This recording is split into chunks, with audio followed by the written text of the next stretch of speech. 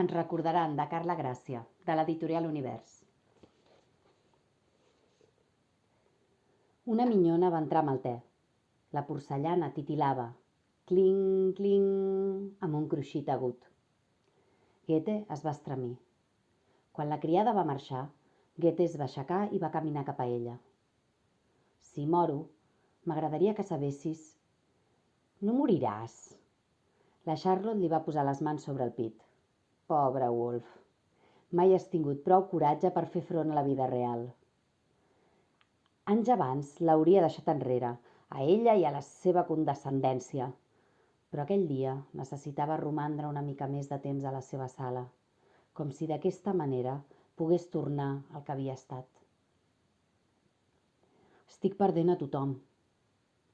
Ella va recolzar el cap sobre el seu pit i va sospirar. Hi ha dues opcions. Pots morir o pots deixar les persones enrere.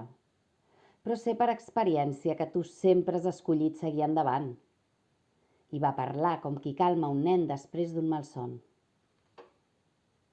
Davant seu, Goethe contemplava per última vegada la dona del quadre, amb els pits voluminosos revelats al món, alimentant incansablement l'home, nascut per ser contemplat.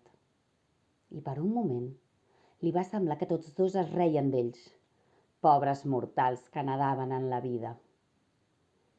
Mai no vaig voler deixar-te, va murmurar Goethe.